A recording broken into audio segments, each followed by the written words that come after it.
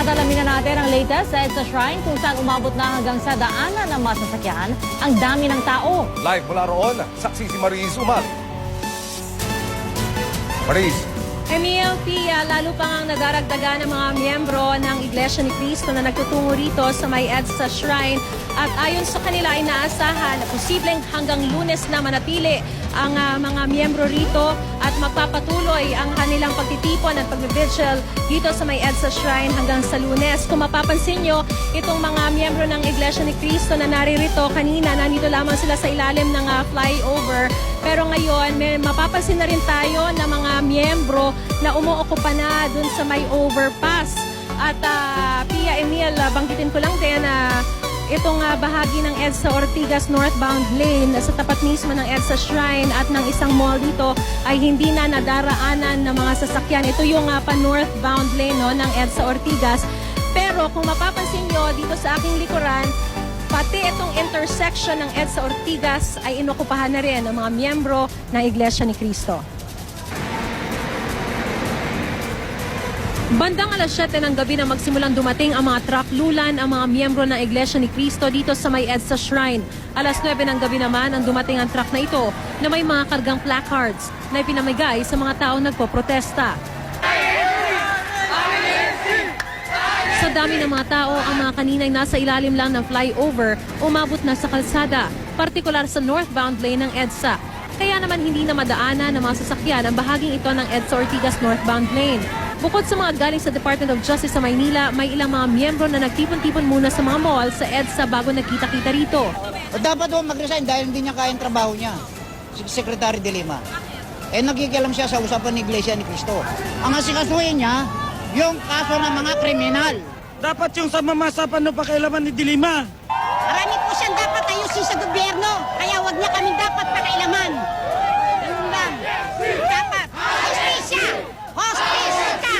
Hostis!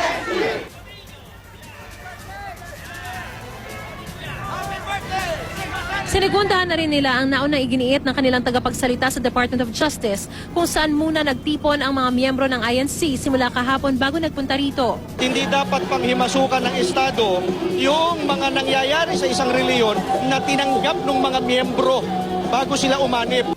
Gayunman, sabi ni Zabala, di naman daw nila nais mag-resign si De Lima. Ang hinihiling namin sa kanya, tuparin niya yung kanyang pananagutan.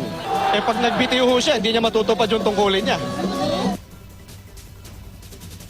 Emil, Pia, kanina lamang ay naglabas na ng pahayag ang Iglesia ni Cristo sa pamamagitan ng social media at hayaan niyong basahin ko sa inyo ang pahayag na ito and I quote, "Wala pong hangarin ang Iglesia ni Cristo na ipakita na higit siyang mataas sa Estado, kundi iginigiit lamang ang kanyang kalayaan o religious freedom at karapatan na ipagtanggol ang sarili laban sa anumang panggigipit at pagsikil sa karapatan lalo na ng gobyerno o ng mga nasa gobyerno." Samantala, Pia at Emil, kanina ay nakita na rin natin na naglalatag na ng mga sapin ang ilang mga miyembro ng Iglesia ni Cristo dahil dito na raw sila mismo sa kalsada magpapahinga.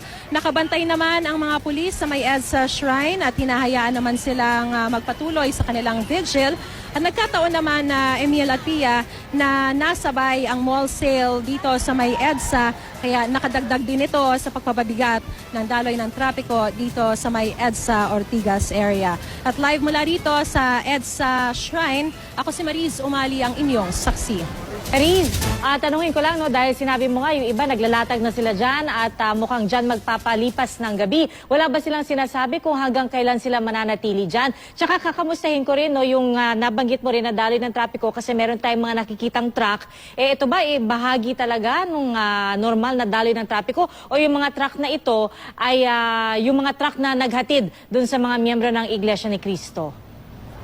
Pia, una sa lahat, yung kanilang pananatili rito, hindi lamang to overnight dahil ang sinasabi sa atin, posibleng hanggang Lunes pa sila manatili dito sa EDSA Shrine at magpapatuloy yung kanilang vigil hanggang sa nakatakdang panahong iyon na sinabi sa kanila ng kanilang pamunuan. Pero of course, we yet have to see kung anong mangyayari this weekend at sa Lunes, kung meron pa kasing mga developments daw, ay posibleng mag-go beyond Monday yung kanilang pananatili rito. Samantala, yung tinatanong mo ng mga truck, ito man nagdadaan ng mga truck sa aking likuran ay bahagi ng normal na daloy ng trapiko. Hindi ito yung mga truck na naghahatid ng mga miyembro ng INC dito sa may EDSA Shrine, kundi ito yung mga truck na nagdadala ng mga kargamento. Yung mga truck na nakita natin kanina around 9 p.m., yun yung nagdala ng mga placards para ipamahagi sa mga nakikilos protesta. And before that, may mga bus naman, lulan, yung mga miyembro ng INC na nagdala sa kanila rito mula sa iba't ibang panig ng Metro Manila at maging sa mga karatig probinsya. Pia? At Maris, kamusta yung pagbabantay ng ating pulisya dyan sa lugar? Dahil alam natin na hindi nga ito madaraanan at meron ba silang mga binibigay na rin, no? Yung MMDA halimbawa, meron ba silang mga iminamando or itinuturo ng mga alternatibong ruta kung itong talagang intersection sa gitna ng EDSA ay hindi madaanan?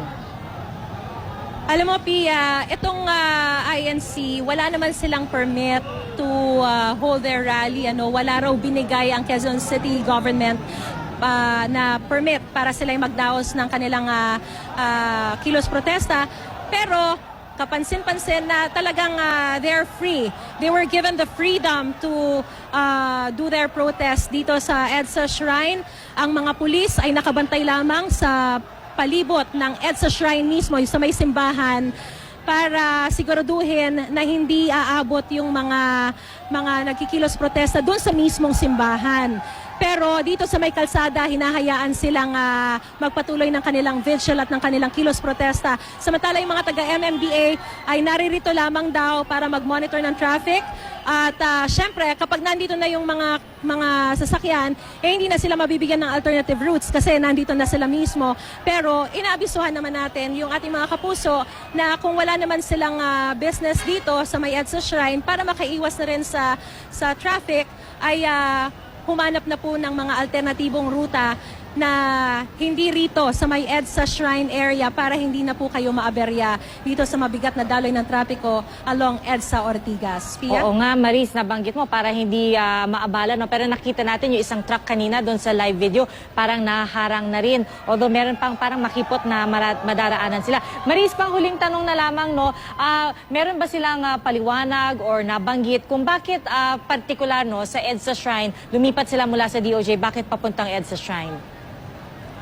Alam mo, merong mga binanggit sa atin yung ilang mga miyembro na ang EDSA Shrine daw ay simbolo ng pagkamit ng hustisya, ng freedom. Yun yung ipinaglalaban nila, kaya dito sila nagtungo. Pero ito ay pahayag lamang ng ilang mga miyembro, hindi ito yung collective na pahayag ng pamunuan ng INC o ng kabuuan ng INC. May mga tinatanong tayong iba, wala namang ibinigay na dahilan kung bakit dito. Yung iba ang sinasabi lang mas malaki yung space. And yung iba naman, dito sila pinapunta, kaya dito sila nagtungo para sundin yung kumbaga panawagan ng pamunuan ng INC. Pia? Maris, maraming salamat sa iyong pagbabantay. Si Maris Umali po, nag-uulat live mula sa EDSA.